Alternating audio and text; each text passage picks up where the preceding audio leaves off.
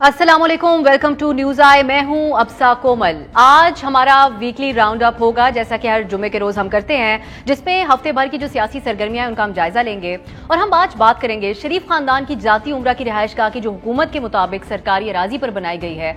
मुस्लिम league नून ने एक तरफ तो अदालत से इस पर स्टे ले लिया जाकर, दूसरी तरफ रात गए ये तासुर देने की भी कोशिश की गई कि हुकूमत जाती उम्रा में शहजाद अकबर की ईमा पर कोई ऑपरेशन करने जा रही है। और वो आप देखते आए होंगे, टीवी पर प्रेस कॉन्फ्रेंस भी की गई, सोशल मीडिया पर बयानात भी दिए गए। दूसरी तरफ पीपल्स पार्टी के नून लीग पर डील के जो इल्जामात हैं, फिर शहबाज शरीफ साहब की जो रिहाई हुई है उसका मामला रुका हुआ क्यों है अभी तक, और सबसे बढ़कर आज जो खबर सामने आई काबीना की तब में रद्दोबदल की, एक बार फिर से इन सब मामलात को हम अपनी गुफ्तगू का हिस्सा बनाएंगे। और हमने कुछ खास मेहमानों को आज दावत भी दी, तज्जिया हासिल करेंगे। तो हमारे साथ आज मौजूद हैं बावसूख सहाफ़ी और तज्जियाकार नजम सेठी साहब। नजम सेठी साहब, बहुत बहुत शुक्रिया, आपने मसरूफ वक्त में से आपने हमारे शो के लिए आज वक्त निकाला। आपसे हमने बहुत सारी सवालात पूछने हैं। सबसे पहले हम आपसे ये जानना चाहेंगे, शहबाज शरीफ साहब की जमानत तो हो गई है, रिहाई अभी तक मुमकिन नहीं हो सकी है। इसके अलावा जो $1 मिलियन सवाल है, वो पेशगी हम आप चाहते हैं कि हम आपसे इस पे सवाल कर लें कि शहबाज शरीफ साहब की जमानत के सिलसिले के बाद नून लीग में किसका बयानिया चलेगा। ये हर कुछ अरसे बाद ये सवाल जन्म लेता है। अब सब बड़ी मेहरबानी, thank you for giving me an opportunity. पहली बात तो ये है जी कि मैं काफ़ी अरसे से ये कह रहा हूँ कि इमरान खान साहब बिल्कुल नहीं चाहेंगे कि शहबाज शरीफ साहब बाहर आएँ, वो रेजिस्ट करेंगे। अब जब ये बेल हुई और अनाउंस हुई कि जी बेल हो गई है 50 लाख की श्योरिटी में, तो मुझे उस वक्त भी डाउट था कि यार अभी तो हुकूमत ने कोई इसमें रुकावट नहीं डाली। आज की जो मेरी खबर है वो ये है कि मसला बन गया है। वो ये है कि 2 जज का बेंच था, एक जज साहब ने बेल अलाउ कर दी है, दूसरे जज साहब ने उस दिन कुछ नहीं कहा। और जो अनाउंसमेंट हुई वो जजेस ने खुद नहीं की, कोर्ट ऑफिशियल ने की कि जी बेल हो गई है। अब ये पता चला है मेरी सोर्स ने, और जब तक ये आप एयर करेंगे ये प्रोग्राम कि उस वक्त तक ये शायद बात कॉमन हो जाएगी, कि एक जज साहब ने अब बाद में आके डिसेंटिंग नोट लिख दिया है, और डिसेंटिंग नोट लिख के उठ के चले गए हैं भावलपुर, जिसका ये मतलब है कि अब बेल नहीं हुई। और उसका ये मतलब है कि अब एक रेफरी जज अपॉइंट करना पड़ेगा और फिर से ये सारी चीज़ सुननी पड़ेगी। और ये हफ्ते क्या महीने लग सकते हैं इसके अंदर, अगर डिले करना चाहें और अगर प्रेशर हो फ्रॉम द एग्जीक्यूटिव। तो जैसे मैंने यही सोचा था कि शहबाज शरीफ साहब जो बाहर आ रहे हैं, इमरान खान साहब यही सोचेंगे कि ये इस्टेब्लिशमेंट कोई इनसे डील करने जा रही है बिहाइंड हिज बैक। पहले भी जब ऐसे हुआ था 2019-20 में, तो इमरान खान साहब ने उनको जेल में डाल दिया था और ये केसेस शुरू कर दिए थे।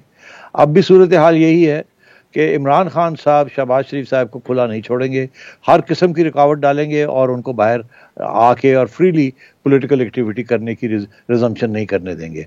ये एक बड़ी इंटरेस्टिंग डेवलपमेंट है। ये अगर डिसेंटिंग नोट आएगा फिर उसके बाद रेफरी जज को अपॉइंट किया जाएगा, तो यानी मामला रिहाई का तो शहबाज शरीफ साहब की टल चुका है।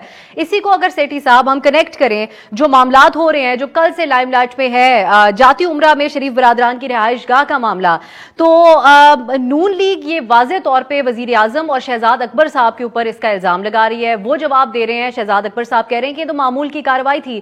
क्या आपके ख्याल में कहीं ना कहीं नून लीग को उस तरीके से भी टारगेट किया जा रहा है जाती उम्रा के मामले पर? बिल्कुल जी, ये नई बात नहीं है, बिल्कुल टारगेट किया जा रहा है और एग्जीक्यूटिव की तरफ से ये टारगेटिंग हो रही है। जिस हद तक भी जुडिशरी कुछ थोड़ी बहुत रिलीफ देने की कोशिश करती है मेरिट के ऊपर, तो उसको साबोटाज कर दिया जाता है। इसमें अब कोई शक ही नहीं रहा कि एक तरफ जाती उम्रा के ऊपर एक नया इशू खड़ा कर दिया और दूसरी तरफ शहबाज शरीफ साहब की बेल जो है, जो अनाउंस कर दी गई थी अदालत के अंदर, उसको अब ये कहा गया कि नहीं, वो बेल तो हुई नहीं। एक जज साहब जो हैं उन्होंने उस वक्त कुछ नहीं लिखा था, उसके बाद जाके जाहिर है कुछ मसला बना होगा तो उन्होंने फिर एक डिसेंटिंग नोट लिखा है और ये हुआ है। अब सूरत हाल ये है कि ये जो ज़मीन की बात है, इसमें एक पॉइंट जो मिस आउट हो रहा है वो ये हो रहा है कि जब ये हुआ था ये मामला, उसके बाद नवाज शरीफ साहब तो मुशर्रफ की बैड बुक्स में भी आ गए थे। अब मुशर्रफ साहब के ज़माने में भी कोई इंक्वायरी नहीं हुई, कोई इस किस्म के इल्ज़ाम नहीं लगे। हालांकि उस वक्त जितना प्रोसिक्यूशन और प्रोसिक्यूशन हो रही थी शरीफ फैमिली के ऊपर, मेरा ख्याल है तारीख़ में इतनी नहीं हुई, यहाँ तक कि उन्हें जिला वतन कर दिया गया वगैरह वगैरह। तो अब ये बड़ी इंटरेस्टिंग बात है कि आज रातों रात जाके ये केस खुल गया है और अब इल्ज़ाम लग रहे हैं हुकूमत के ऊपर कि आपने एडमिनिस्ट्रेशन को टेम्परिंग का इल्ज़ाम लग गया है कि अब आप यहाँ भी कोई मसले क्रिएट करना चाहते हैं। तो अब बड़ी वाज़ेह है कि किसी सूरत में भी हुकूमत जो है पीटीआई की, वो शरीफ फैमिली को किसी किस्म की सहूलत नहीं दे अलाउ करेगी। और अगर शहबाज शरीफ साहब को ये सहूलत मिल जाती तो जैसे स्पेकुलेशन हो रही थी कि शायद वो अब आके कोई इम्पॉर्टेंट रोल अदा करें, शायद वो एक ब्रिज बन जाएं बिटवीन पीपीपी एंड पीएमएलएन, शायद वो पीडीएम वापस हरकत में आ जाए यूनिटी के बाद, शायद कोई एस्टैब्लिशमेंट के साथ बिहाइंड द सीन्स कोई मुखमुखा हो रहा है, इस किस्म की बातें फिर शुरू हो गई थी। अभी आपने देखा हाल ही में एक ट्वीट आई है शहबाज शरीफ साहब के साहिबजादे जो कि लंदन में है, सुलेमान, उन्होंने खैर मकदम किया है कि बेल हो गई है और फिर आगे ये ऐड किया है कि हम उम्मीद रखते हैं कि वो अब एक भरपूर तरीके से अच्छा रोल अदा करेंगे सियासत के अंदर, और इशारा यही किया है कि वो आपको रास्ते निकालने की कोशिश करेंगे। तो सस्पेशन तो यही है कि जी पीछे कुछ बात हो रही थी या चल रही थी जिसकी वजह से वो बाहर आ रहे थे, हमजा भी बाहर आ गए थे और शायद वो अब आगे बात ले जाते, और जाहिर है ये इमरान खान साहब को ये बात पसंद नहीं है।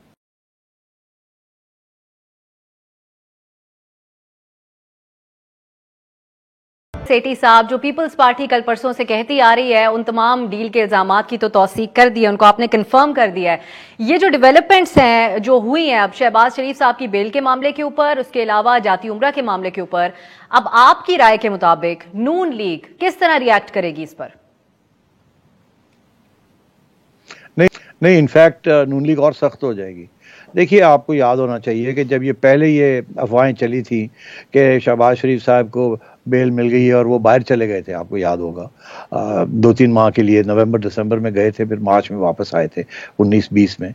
उस वक्त भी ये बात चल रही थी कि शायद कुछ ब्रेक थ्रू हुई है, शायद कोई डील हुई है, और नवाज शरीफ साहब जब बाहर गए थे तो ये बातें उस वक्त भी चल रही थी और उस वक्त ये स्पेकुलेशन हो रही थी कि शायद कोई बात चल रही है पीछे जिसकी वजह से नवाज शरीफ साहब को अदालतों ने बाहर भेज दिया है। अब शहबाज शरीफ साहब उनके पास गए हैं, उसके बाद शहबाज शरीफ साहब जो हैं वो शायद कोई आगे रोल अदा करें। यहाँ तक ये भी स्पेकुलेशन थी कि शायद मरियम बीबी भी चली जाए, मगर फिर क्या हुआ, इमरान खान साहब ने मरियम बीबी को गिरफ्तार कर लिया और जो भी अगर अंडरस्टैंडिंग अगर हुई थी कोई और शक था कि हुई है, एविडेंस तो ज़ाहिर नहीं होती, तो इमरान खान साहब ने जैसे ही शहबाज शरीफ साहब वापस आए उनको गिरफ्तार कर लिया और ये जो भी चीज़ अगर चल रही थी तो वो ख़त्म हो गई, जाहिर है। अब क्या हुआ है, अब बिल्कुल उसी किस्म की चीज़ है, और जब वो चीज़ बैकआउट हुई शहबाज शरीफ साहब की, तो उसके बाद नवाज शरीफ साहब ने, जो कि उस वक्त तक चुप थे, उसके बाद नवाज शरीफ साहब ने कोई 2-3 महीने के बाद देखने के बाद, जायज़ा लेने के बाद, फिर नवाज शरीफ साहब ने गुजरांवाला के जलसे के अंदर बड़ी सख्त रवैया अख्तियार किया और एस्टैब्लिशमेंट को डायरेक्ट अटैक की। बेसिकली वो ये कहना चाह रहे थे, जो पैगाम दे रहे थे कि अगर एस्टैब्लिशमेंट ने हमारे साथ कोई बातचीत करने की कोशिश की है तो ये पहली दफ़ा नहीं है, उन्हीं की तरफ से इनिशिएटिव आता है और फिर वही बिट्रे कर देते हैं। और ये शहबाज शरीफ साहब के ऊपर भी इसी किस्म की तनकीद थी कि आप बातों में आ जाते हैं एस्टैब्लिशमेंट की, एस्टैब्लिशमेंट सिर्फ टाइम गेन करना चाहती है, और मगर वो अभी इमरान खान साहब का साथ नहीं छोड़ना चाहती, और इसी चीज़ के ऊपर नून लीग के अंदर भी डिसएग्रीमेंट्स हुई थी on giving the extension to the army chief, इसी चीज़ के ऊपर। तो अब बात यह है कि वाज़ेह है ये कि इमरान खान साहब जो हैं वो किसी किस्म की शक शुबहात अगर उन्हें होता है किसी वक्त भी कि कोई बातचीत चल रही है पीछे, तो वो बिल्कुल पूरी कोशिश करेंगे कि उसको तोड़ा जाए और कुछ मिसअंडरस्टैंडिंग क्रिएट की जाए। जहांगीर तरीन के ऊपर भी बिल्कुल इसी किस्म की इश्यूज चल रहे हैं। वैसे तो सेठी साहब आपका जो तज्जिया है बहुत वाज़ेह है, इमरान खान साहब का इनिशिएटिव आपके ख्याल में जिन मामलात की वजह से वो आपने बयान कर दिए, लेकिन फिर भी मैं ये पूछना चाहूंगी, कोई ना कोई इम्कान है जिसको हम एक पेज कहते हैं उसका इन सारे मामलात में जो हो रहा है? नहीं, मेरा ख्याल है अगर एक पेज पे होते तो शायद पहले शहबाज शरीफ साहब की बेल ही ना होती, और अगर बेल हो गई है और हो रही थी तो फिर इमरान खान साहब ये काम ना करते जो वो कर रहे हैं। तो मेरा ख्याल है कुछ इश्यूज हैं जहां सेम पेज पे नहीं। अच्छा सेठी साहब, अब हम पीडीएम के मामलात के ऊपर आ जाते हैं।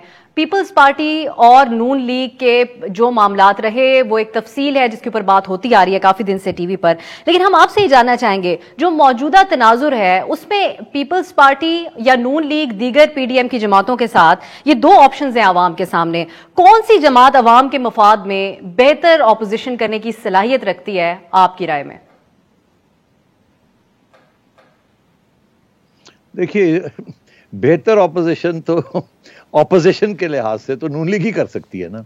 पीपल्स पार्टी तो गवर्नमेंट्स के वोट्स के बेसिस के ऊपर उन्होंने अपने सेनेट के अंदर अपनी कुछ कामयाबी दिखाई है, और इसलिए यही तो इल्ज़ाम है उनके ऊपर कि आप मिल गए हैं एस्टैब्लिशमेंट के साथ।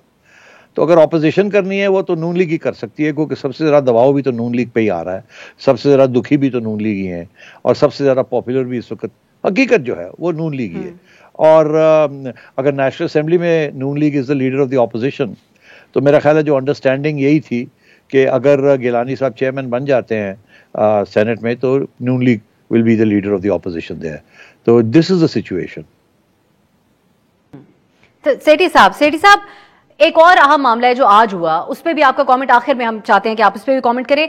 मेजर रिशफल हुआ काबीना में आज एक बार फिर, और ये जो कहने वाले यही कहते हैं कि जितने इस हुकूमत में काबीना में रद्दोबदल हुए इससे पहले कभी नहीं देखा ऐसा। वजारत खजाना जो सबसे अहम वजारत है, मुल्क की मईशत इस वक्त बताती है कि इसमें बार बार तब्दीलियां करने से किस जगह मामलात पहुंच चुके हैं। एक और रिकॉर्ड ये बना है कि 18 दिन के फाइनेंस मिनिस्टर हमाद अजहर साहब ने ये सहरा उनको मिला है। तो आपके ख्याल में हुकूमत क्यों एक टीम बनाकर उसको बरकरार नहीं रख पाती है, क्या वजह इसकी? हुकूमत के अंदर पहले दिन से एक कंफ्यूजन रही है। आपको याद होगा जब असद उमर साहब फाइनेंस मिनिस्टर थे तो उन्होंने खुला बयानिया था उनका कि हम IMF के पास नहीं जा रहे और हम नहीं जाएंगे। और उसके बाद क्या हुआ, एक साल के बाद वो फारग हो गए, और उसके बाद हफीज शेख साहब को याद किया जाए जो कि जिनके तल्लुकात IMF के साथ हैं और उन्होंने पहले भी IMF प्रोग्राम्स को सस्टेन किया है। तो फिर ये पता चला कि अब हमने IMF प्रोग्राम की तरफ जाना है। एक साल के बाद हुकूमत कहती रही नहीं नहीं नहीं नहीं, और एक साल के बाद फाइनेंस मिनिस्टर की छुट्टी करा के एक नया फाइनेंस मिनिस्टर लाया जिसकी ताल्लुक IMF के साथ है, जैसे कि स्टेट बैंक के गवर्नर की ताल्लुक IMF के साथ है। दो नए इंपॉर्टेंट पोजीशंस पे दो क्रिटिकल लोगों को लेके आए और सिग्नल ये दिया कि अब हम IMF प्रोग्राम फॉलो करेंगे। अच्छा, अब जाके क्या हुआ है, अब जब हफीज शेख साहब की छुट्टी कराई गई है तो एक बहुत क्लियर कट सामने चीज आ गई है कि अब जो चीज डिस्कस हो रही है वो ये हो रही है कि या IMF के प्रोग्राम को अमेंड किया जाए और उसको थोड़ा सा प्रो पीपल किया जाए, क्योंकि IMF का programme is not pro people, it's anti people, क्योंकि उसमें टैक्सेस बढ़ते हैं, कीमतें बढ़ती हैं, रुपया डिवैल्यू होता है, और फिस्कल डिफिसिट जो है उसको कंट्रोल किया जाता है, डेवलपमेंट स्पेंडिंग को कंट्रोल किया जाता है, वगैरह वगैरह।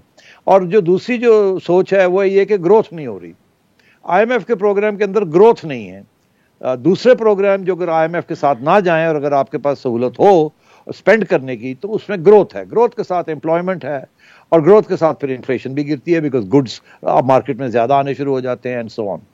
तो अब ये दो फलसफे इस वक्त कशमकश कर रहे हैं। और अब जो आपने देखा जो नए फाइनेंस मिनिस्टर जिनको ला रहे हैं, उन्होंने तो एक इंटरव्यू में बड़े वाज़े तौर पे शौकत तरीन साहब ने कह दिया है कि मैं इत्तेफाक नहीं करता इस IMF प्रोग्राम के साथ, मैं समझता हूं कि डेवलपमेंट और ग्रोथ होनी चाहिए, जो कि बिल्कुल एंटी IMF प्रोग्राम है। तो अब एक तरफ स्टेट बैंक में गवर्नर बैठे हुए हैं IMF का प्रोग्राम इंप्लीमेंट करने के लिए, दूसरी तरफ अब नए एक फाइनेंस मिनिस्टर को याद किया जा रहा है जो कि कहते हैं मैं रीनेगोशिएट करूंगा, मैं इस किस्म का टाइट फिस्कल और मॉनेटरी पॉलिसीज नहीं चलाऊंगा, मुझे चाहिए गुंजाइश चाहिए। ये 1% 1.5% जो ग्रोथ की बात हो रही है जो IMF बात कर रहा है, this is not acceptable. Pakistan के लोग जो है वो पिस रहे हैं, we got to do some spending, we got to do some other things. तो मतलब ये है कि इस किस्म की अब प्रोग्राम के ऊपर डिसएग्रीमेंट शुरू हो गई हैं। और जाते जाते मैं आपसे ये कह दूं, आप फॉर एविडेंस अगर प्रूफ चाहिए आपको कि मसला क्या है तो आप IMF की वेबसाइट पे चले जाएं, वहाँ दो चीज़ें लगी हुई हैं। एक IMF के प्रोग्राम के अंदर जो टर्म्स अग्री हुई थी जो कि उन्होंने बड़ी लेट अपनी वेबसाइट पे लगाई, मगर साथ साथ गवर्नमेंट पाकिस्तान गवर्नमेंट का जो रिस्पॉन्स है उसके ऊपर कि वो क्या करने जा रहे हैं, इम्प्लीमेंटेशन ऑफ IMF गाइडलाइंस, दोनों में बड़ा फर्क है। हर टारगेट हर इशू के ऊपर द टू आर डिफरेंट।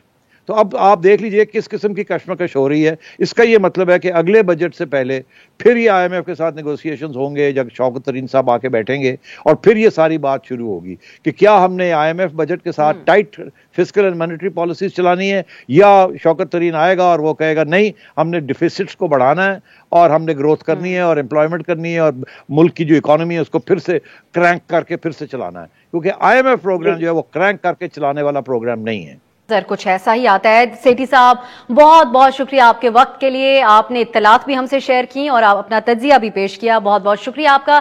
अभी हम एक ब्रेक की तरफ जाएंगे, लेकिन ये जो सारे मामलात हैं जिसपे सेठी साहब की आपने गुफ्तगू सुनी, इसी पर हम बात करेंगे प्रोग्राम में आगे जाकर मुबशिर जैदी साहब से और मुशर्रफ जैदी साहब से। मेरे लिए थोड़ा सा एक चैलेंज होगा क्योंकि थोड़ा सा टंग ट्विस्टर है, लेकिन ये दोनों किसी तारुफ के मोहताज नहीं है और ये क्या समझते हैं पिछले एक हफ्ते में होने वाली तमाम डेवलपमेंट्स पर, जानेंगे एक ब्रेक के बाद। Welcome back. जिस तरीके से पहले बातचीत सुन रहे थे, एक तो शहबाज शरीफ साहब की रिहाई के मामला, फिर दूसरा जाती उम्रा से मुतालिक जो खबरें और मामला चल रहे हैं नून लीग और हुकूमत के दरमियान, और फिर आज काबीना में जो तब्दीलियां की गई, अहम मामला है जिन पे हम बातचीत कर रहे हैं। और अभी हमारे साथ प्रोग्राम में मौजूद हैं मुबशिर जैदी साहब और मुशर्रफ जैदी साहब। मुबशिर, पहले आपकी तरफ आएंगे और आपसे हम ये जानने की कोशिश करेंगे कैबिनेट रिशफल पे बात करते हुए, आज जो तब्दीलियां की गई हैं, शौकत तरीन साहब वजीर खजाना होंगे, अब हमाद अजहर साहब को वजारत तवानाई दे दी गई, खुसरो बख्तियार साहब वजारत सनत व पैदावार, फिर शिबली फराज साहब को वजारत साइंस एंड टेक्नोलॉजी दे दी गई, जबकि फवाद चौधरी साहब जो हैं वो इत्तलात व नशरियात अब आज से संभालेंगे। आप कैसे देखते हैं इस काबीना में रद्दोबदल को? जी अगर अब सब मुझसे पूछें, सॉरी आई मिस्ड आपसे ही, जी जी देखिए आप लोग भी कंफ्यूज होंगे नाम की वजह से। देखिए अफसा, मेरे ख्याल में जो तरीन साहब की अपॉइंटमेंट है एज फाइनेंस मिनिस्टर, वो इस बात का इंदिया है कि ये हुकूमत जो है, अब जैसे नजम सेठी ने भी इशारा किया कि थोड़ा सा वो चाह रहे हैं कि अवाम को रिलीफ दिया जाए, वरना पिछले 2.5 साल में जो कचूमर निकाला गया है अवाम का, जाहिर है गवर्नमेंट बहुत अनपॉपुलर हो गई थी। लोग आवाज़ें उठा रहे थे और कह रहे थे कि महंगाई का कुछ आपको करना है, मगर आपने जैसे देखा IMF के साथ अभी भी जो प्रोग्राम हमारी ये जो किस्त की डील हुई है, उसमें हमने बिजली तकरीबन 50% और बढ़ाने का जो है एग्रीमेंट किया है, तो जून जुलाई तक तो बहुत बुरे हालात हो जाते। तो मेरे ख्याल में ख्याल यही है कि शौकत तरीन साहब को लाने का मकसद ये है कि थोड़ा कॉन्फिडेंस दिया जाए, और ये जो छाप हुकूमत पे लगी हुई है कि IMF का बंदा आकर के बैठ गया था और IMF की पॉलिसीज़ पाकिस्तानी इकॉनमी को डिक्टेट कर रही हैं, तो उसको थोड़ा सा ज़ाइल किया जाए। तरीन साहब जाहिर है को बहुत बड़े विज़र्ड नहीं हैं, ना ही उनके पास इतना रूम होगा कि वो बहुत कुछ बदल सकें, मगर अगर आपने देखना है कि अब ये तीसरा साल जब ख़त्म होगा, चौथे साल में हुकूमत जाएगी, तो हर हुकूमत का यही होता है कि वो अपने हुकूमत के आखिरी जो 2 साल हैं उसमें कोशिश करते हैं कि मैक्सिमम रिलीफ दें ताकि अगले इलेक्शन में उनको कोई ना कोई फ़ायदा मिले। तो मैं इस सारी चीज़ को उस तरीके से देख रहा हूँ। और बाकी जहाँ तक फवाद चौधरी साहब की बात है, तो बिल्कुल डिज़र्व करते हैं, वो खासे जो है लॉजिकल वे में हुकूमत का पॉइंट ऑफ व्यू जो है प्रोजेक्ट करते हैं। हुकूमत तो साइंस एंड टेक्नोलॉजी का क्या होगा फिर मुबशिर साहब? जी वो जिसमें इतने सारे इनिशिएटिव्स लिए उन्होंने, इतने कुछ चल रहा है इस वक्त। यही हमारी बदकिस्मती है, और मेरी इत्तलात यही है कि फवाद चौधरी शुरू में यूं ही नहीं मान रहे थे, कि वो कह रहे थे कि मुझे साइंस एंड टेक्नोलॉजी में मैंने काम किया है तो मुझे वहाँ रहने दिया जाए, मगर आपने देखा कि हुकूमत की जो पॉलिसीज़ को जिस तरह बयान करने के लिए उन्हें और कोई मौजूद शख्स नहीं मिल रहा था, तो फिर इमरान खान ने इंसिस्ट किया कि फवाद चौधरी साहब आप ही ये दोबारा आ जाएं, और जो साइंस एंड टेक्नोलॉजी है वो शिबली फराज साहब देख लेंगे। अब शिबली फराज साहब क्या देखेंगे मुझे नहीं पता, लेकिन अगर फवाद चौधरी को बेस बना करके गए हैं तो मेरे ख्याल में शिबली साहब के लिए इतना मुश्किल नहीं होगा कि उस पर बिल्ड ऑन करें, अगर वो चाहें और अगर हुकूमत की वहाँ पर तवज्जो रही तो। बिल्कुल ठीक है। मुशर्रफ साहब, आपके ख्याल में अब जहाँ गुफ्तगू हो रही है, शौकत तरीन साहब जो हैं वो आकर वाज़े तौर पे जब पहले उनका नाम आया था तो वो IMF मुआहदे पर अपने तहफ़्फ़ुज़ात का इजहार कर चुके, उन्होंने रीनिगोशिएट करने के ऊपर इशारे दिए, उन्होंने कहा वो ऐसा करेंगे, माजी की मुआशी पॉलिसीज़ के ऊपर खुलकर इख्तलाफ वो कर चुके हैं। तो फिर इससे पहले हमाद अजहर साहब को कुछ दिन के लिए वजारत की कुर्सी देने का क्या मकसद था? इस सब के पीछे कोई स्ट्रैटेजी है हुकूमत की, या जिस तरह हो रही हैं चीजें, मामला चल रहे हैं वैसे ही चल रहे हैं? माशाल्लाह, आपने बड़ा अच्छा जो है, एक तो मैं क्योंकि पहली दफा आपके शो पे आ रहा हूं तो आपको फिर से मुबारकबाद पेश करूं, और ये भी मुबारकबाद पेश करूं कि आपने ये पेशा जो है वो बिल्कुल परफेक्ट कर लिया है, क्योंकि आप मुझसे सवाल इतने इनोसेंट से पूछ रही हैं जैसे आपको या व्यूअर्स को ये पता नहीं है कि कोई स्ट्रैटेजी नहीं है। जाहिर बात है कोई स्ट्रैटेजी नहीं है, और ये भी वाजे हो गया है कि हो कुछ हो सकता है कुछ तो हो, वरना इतने बड़े चेंजेस ऐसे तो नहीं होते हैं मुशर्रफ साहब। नहीं, हमारी खुशफहमी है। नहीं, अल्लाह का शुक्र है पाकिस्तान में तो होते हैं, और बल्कि इस हुकूमत के दौरान खास होते हैं। पहले भी ऐसा होता रहा है, कोई ना समझे कि बाकी हुकूमतें, चाहे वो फौजी हुकूमतें रही हों या जमहूरी, कि वहां ये नहीं होता, लेकिन यहां कुछ ज्यादा हो रहा है। मसलन सिर्फ फाइनेंस में अगर आप देख लें तो ये चौथे मुख्तलिफ जो शख्सियत है उनको ये सौंपा गया है।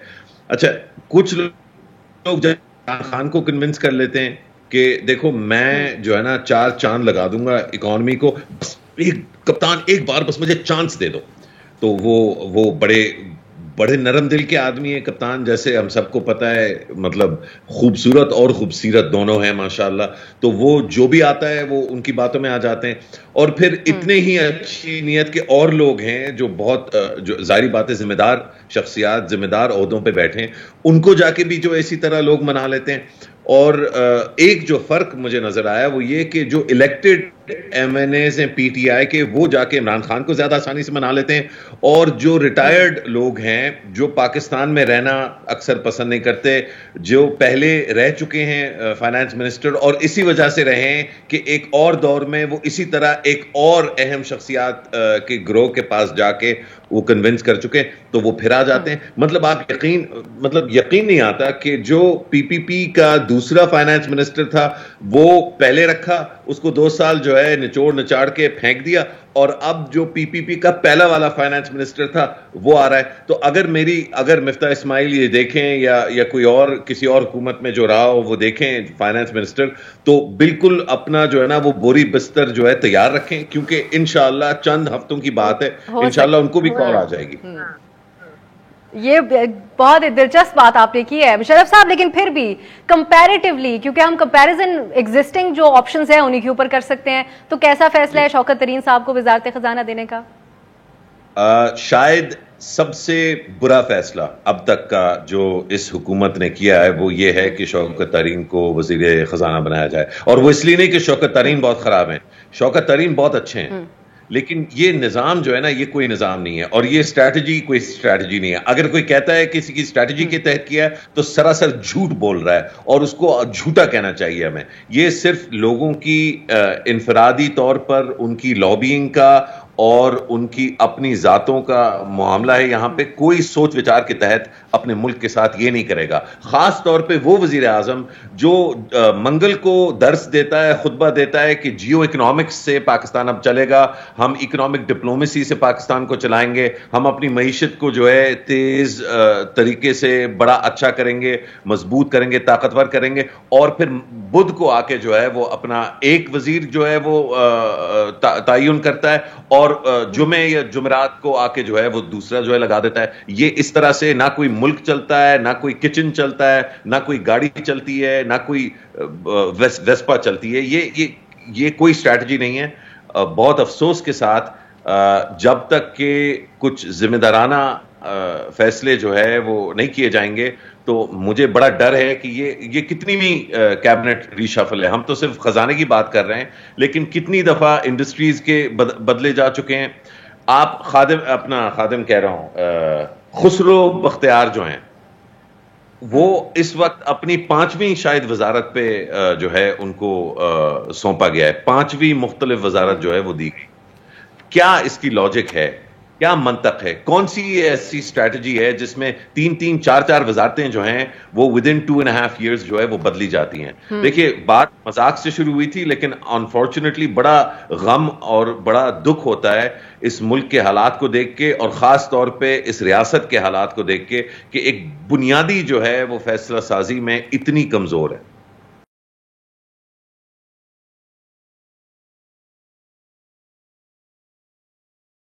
मुबशिर साहब, अब क्योंकि बात इस तरफ आ गई है तो आप भी इस पे कमेंट कर दें। ये बात समझना आम इंसान के लिए, इतना आवाम के लिए भी इतना आसान नहीं है। मुशर्रफ साहब कह रहे हैं कि लॉबिंग होती है, फिर बाद में किसी को लगा के या किसी को हटा दिया जाता है। ये फैसले कहीं ना कहीं किसी ना किसी लेवल पर तो बातचीत करके, बैठकर सोच समझ के होने चाहिए, तो ऐसा बिल्कुल नहीं है इसमें शामिल। जाहिर है जो इमरान साहब को लाए थे उनको भी अब वो भी पैनिक मोड में है कि इस मईशत को कैसे हम कंट्रोल करें। ऊपर से कोविड आ गया, कोविड ने और जो है हमारी ग्रोथ को ख़त्म करके रख दिया।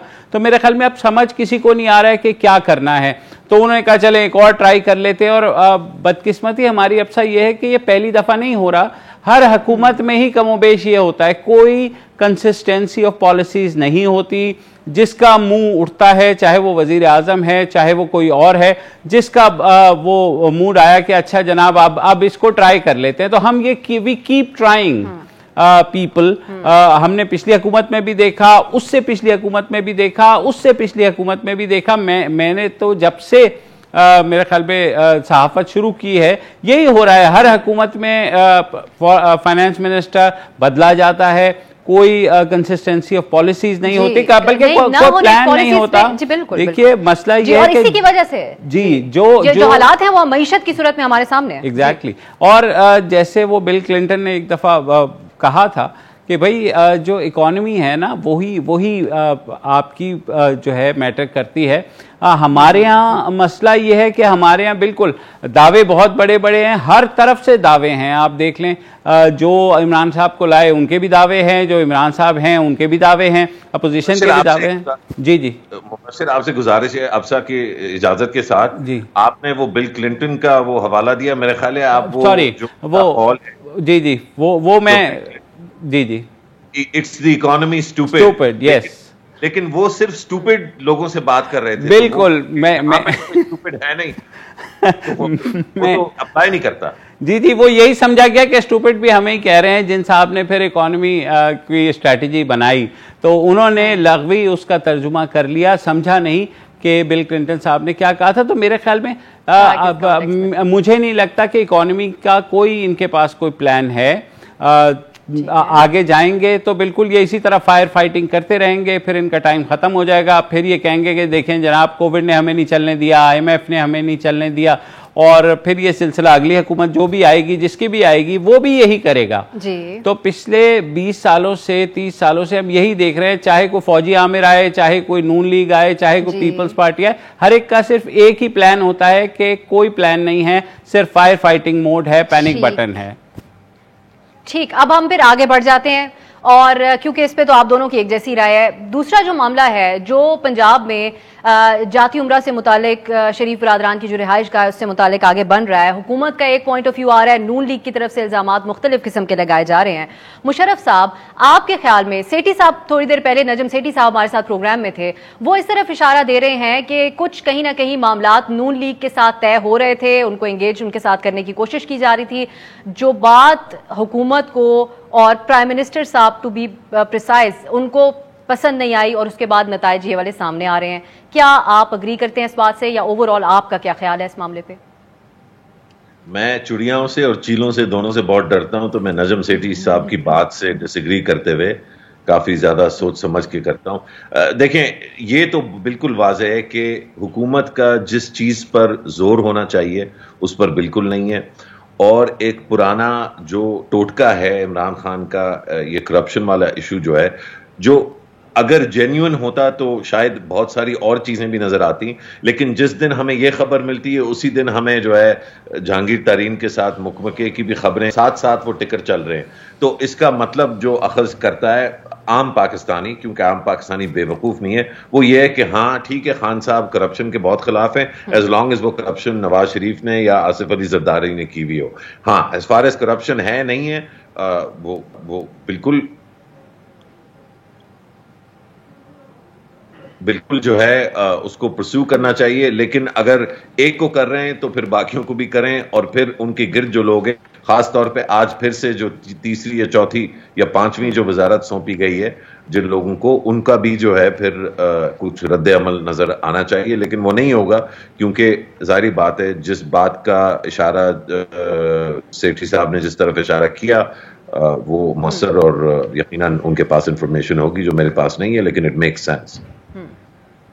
मुबश्शिर साहब, आपके ख्याल में अब नून लीग कह रही है कि हमें टारगेट किया जा रहा है और किन वजूहात की वजह से किया जा रहा है उस पर वो तफसीली तौर पे बात कर रहे हैं, और हुकूमत शहजाद अकबर साहब जिनके ऊपर डायरेक्टली इल्जाम लग रहा है उनकी भी आज आपने प्रेस कॉन्फ्रेंस सुनी होगी, जिस तरीके से कुछ दोनों तरफ से पर्सनल किस्म के अटैक्स किए जा रहे हैं वो भी टीवी पे सबने देखा है।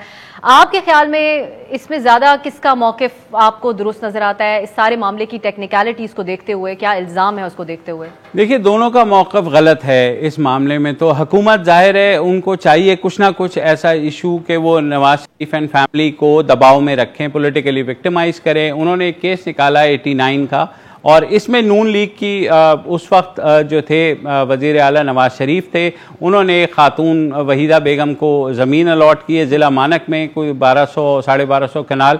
उसके बाद उन्होंने आगे बेचनी शुरू कर दी, जिसमें से शरीफ फैमिली ने 127 कनाल ली, मलिक रियाज साहब ने भी ली, बड़े सोसाइटी वालों ने, सब ने उनसे ज़मीनें ख़रीदी हैं। तो अगर आपने प्रोब करना है तो बिल्कुल आप सबको फिर लेकर के आएँ, मगर 89 में हुई हुई एक चीज़ आपके ख्याल में, उसके बाद जो वट्टू हुकूमत आई थी जो कि मुखालिफ थी नून लीग की, उसने भी ये मसला उठाया था। जनरल मुशर्रफ का जब दौर आया तो उन्होंने भी इस मामले की छानबीन की, उसके बाद अब ये भी कर रहे हैं। तो निकलेगा इसमें से कुछ नहीं, फिलहाल बस कागजात लहरा करके जो है शहजाद अकबर साहब बिल्कुल कर लें आप जो कर सकते हैं। औकाफ की ज़मीन थी जो कि खातून को दी गई, नवाज शरीफ साहब ने दी, उसका रिकॉर्ड जो है वो भी अब नहीं मिल रहा है। तो इसी वजह से आपको ने देखा कि जो नवाज शरीफ के भाई अब्बास शरीफ के जो बच्चे हैं मरहूम के, वो अदालत में गए और स्टे ले लिया। अब ये स्टे चलता रहेगा। तो मेरे ख्याल में ये जो है इस तरह की चीज़ें सिर्फ एक दूसरे पर इल्ज़ाम तराशी के लिए होती हैं, इनका इवेंचुअली कोई हल नहीं निकलेगा। इसमें मैं कतई ये नहीं कह रहा कि नवाज शरीफ साहब ने जो उस वक्त अलॉट की थी वो कोई बहुत ही ट्रांसपेरेंट वे में अलॉट की गई होगी, नहीं, उन्होंने वो भी बादशाहत के जो है वो शौकीन थे, उन्होंने दे दी किसी को। वहीदा बेगम, अब कौन वहीदा बेगम, वो मरकब गई उससे जिन्होंने ले लिए प्लॉट्स और वो बेतहाशा हाउसिंग स्कीम्स बन गई। तो ये बहुत ही खिचड़ी बनी हुई है। तो ये इल्जामात की हद तक एक दूसरे पर रहेगा, इसमें से निकलेगा कुछ नहीं। जी जी, क्विकली आखिर में मुशर्रफ साहब आपसे ही हम पूछ लेते हैं, ये सवाल हम लेके चलते आ रहे हैं अपने सारे प्रोग्राम्स में, इससे पहले भी जब तजियाकार हमारे साथ होते हैं। दो ऑप्शंस हैं मुल्क में इस वक्त ऑपोजिशन की, दो जमातों की। आपके ख्याल में जो मौजूदा एग्जिस्टिंग प्रॉब्लम्स हैं उसमें अवाम के लिए बेहतर सलाहियत कौन रखती है डिलीवर करने की, पीपल्स पार्टी या नून लीग और पीडीएम समेत ऑपोजिशन जमातें? मेरे ख्याल आप पूछ रही हैं कि सलाहियत यानी कि हुकूमत में ज्यादा है या जो ऑपोजिशन में पार्टियां उनमें ज्यादा है? ऑपोजिशन की दो जमातों में से ज्यादा पीपल्स पार्टी या नून लीग की साइड पे ज्यादा किसके अंदर सलाहियत है आवाम के एग्जिस्टिंग प्रॉब्लम से उनको निकालने के लिए या ऑपोजिशन का किरदार अदा करने के लिए? देखें, अगर आपने नेशन बिल्डिंग करनी है, इंस्टीट्यूशन बिल्डिंग करनी है, पाकिस्तान को मुनज़्ज़म करना है, दूर दराज के इलाके के पाकिस्तानियों को ये फीलिंग देनी है कि इस्लामाबाद उनका भी है, सिर्फ इस्लामाबादियों का नहीं है, या लाहौरियों और कराची वालों का नहीं है, तो फिर आपको शायद पीपीपी वाला फैसला जो है उस तरह का करना पड़े, क्योंकि वो इत्तेहाद की सियासत में यकीन रखते हैं, वो लोगों को एक दूसरे के करीब ला सकते हैं, लेकिन उनके पास शायद इकोनॉमिक पॉलिसीज और उस तरह के लोग नहीं हैं जिस तरह के पीएमएल नून के पास हैं। अगर आपने इकोनॉमी को ग्रो करना है तो मुतअद्दिद दफ़ा जो है पीएमएल नून दिखा चुकी है, चाहे वो इंफ्रास्ट्रक्चर ग्रोथ हो या और चीज़ें हो।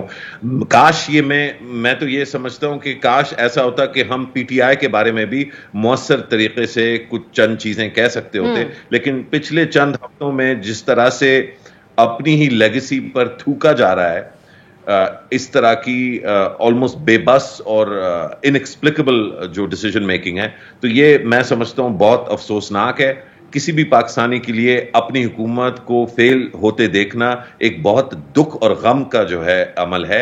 मैं नहीं समझता कोई भी सिंसियर आदमी या औरत या पाकिस्तानी जो है वो ये इसमें कोई शक नहीं है। यकीनन जी, कोई पाकिस्तानी इस बात पे खुश नहीं हो सकता। बेहतर परफॉर्म करने की ही के मुंतजिर थे रहे सब। आप दोनों का बहुत बहुत शुक्रिया। अगर वक्त होता तो हम मुबशिर साहब से भी इस पे कमेंट लेते। मुशर्रफ जैदी साहब और मुबशिर जैदी साहब हमारे साथ आज मौजूद थे और हमने वीकली राउंड अप किया। अब आपसे इंशाल्लाह नाज़रीन मुलाकात होगी अगले हफ्ते। इजाजत दीजिए, खुदा हाफिज।